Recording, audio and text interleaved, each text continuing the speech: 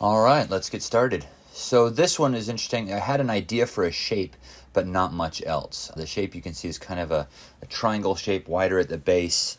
Wanted to go in that head and have kind of that shape for it, one of these eyes up at the top.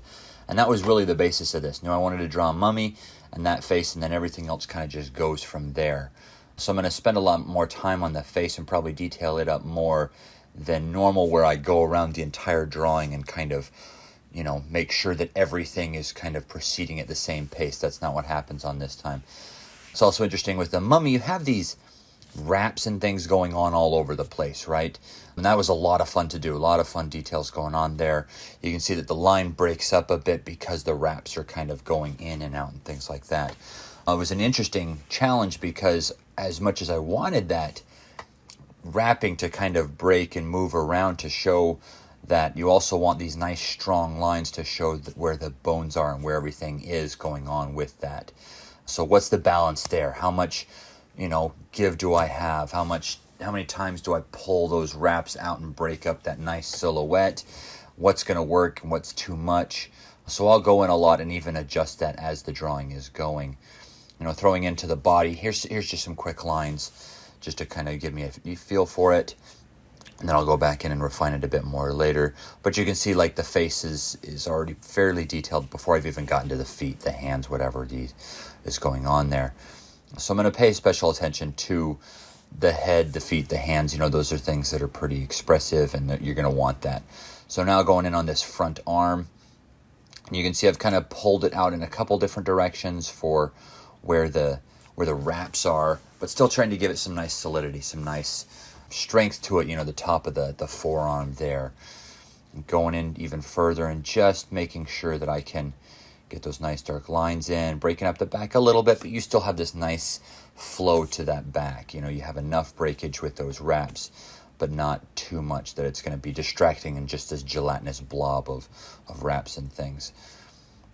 Going in on the hands, really enjoyed the hands. At this point, I kind of decided that I was going to kind of shade the skin down. It's kind of rotted flesh, so it's got this darker feel to it. So wherever it peeks through the wrapping, I'm going to shade that in, which really helps. It's going to make everything pop a bit more. It's going to break up the visual going on there. So you're going to have these darks versus these lights. You're going to have these shaded areas. Push back this back arm, shade that back just in shading. And then go in. So I'm going from top to bottom on this one because I already had that basic idea for what the pose was. And so just because it's all just wraps, I'm going to go in piece by piece and just focus in on those wraps and do that. And then more shading in on that hand. Love these crinkly old hands that are just bent and twisted and things like that. That was a lot of fun. Going into the feet, so for this front leg. And then this one, like that's broken up quite a bit. I want to strengthen up some of these lines and make sure that it's got enough strength there that it feels right. It feels like it could actually hold him up rather than this wavy blob there. More to the head. Keep going back and darkening up some of these things that I've previously done. Now I'm going to go into this back leg. Really just push some of these things there. Less worried about the details up near the body because that's going to be shaded shadow area.